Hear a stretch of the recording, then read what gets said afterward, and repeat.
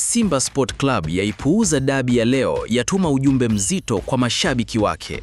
Leo ni tarehe 25, 2025. Klabu ya Simba inaweka wazi msimamo wake kuhusu dabi iliyopangwa kuchezwa leo kwa kusisitiza kuwa hawatambui uwepo wa mechi hiyo na kwamba hawakuwa na taarifa rasmi juu ya kuchezwa kwake. Kupitia ukurasa wao rasmi wa Instagram, majira ya saa 12:50 asubuhi, Simba waliweka picha za mashabiki wao wakiwa na furaha, wakiisindikiza na ujumbe mzito: kwa wanasimba wote, asante kwa ushirikiano ambao mmetupatia kwa msimu wa 2024-2025. Tunajivunia kuwa na mashabiki bora kama nyie. Ujumbe huo ulimaliziwa na kauli maarufu, "This is Simba, nguvu moja." Lakini sintofahamu ilianza usiku wa jana, ambao ulikuwa ndio usiku wa dabi, ambapo kupitia akaunti ya YouTube ya Simba, msemaji wa klabu hiyo Ahmed Ally alionekana kwenye video fupi ya sekunde 33 akisema, "Najua mashabiki wa Simba mna hamu sana juu ya tarehe 25, lakini kama kuna chochote kitakachoendelea,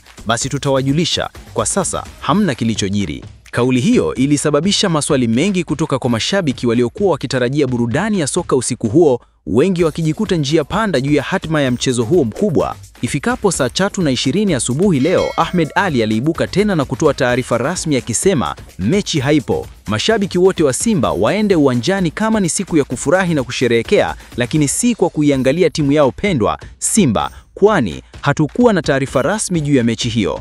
Taarifa hiyo imezidi kuibua mjadala mitandaoni, huku mashabiki wengi wakihoji sababu ya ukimya na msimamo wa Simba katika mechi ambayo kwa kawaida hujaza viwanja na kuvuta hisia kali. Mpaka sasa bado kuna ukimya mkubwa kutoka kwa vyombo husika kuhusu hatma ya dabi hii na kama kweli kulikuwa na mawasiliano rasmi kwa pande zote mbili. Endelea kufuatilia chaneli hii kwa taarifa za kina na za papo kwa papo kuhusu kinachoendelea nyuma ya pazia la dabi isiyotambuliwa. Usisahau kusubscribe ili kuwa wa kwanza kupata habari za uhakika kila saa. Pia tuachie maoni yako kama mshabiki na mdau wa michezo kwa hichi kinachoendelea. Ni sawa? Je, Simba au bodi ya ligi, nani yupo sahihi?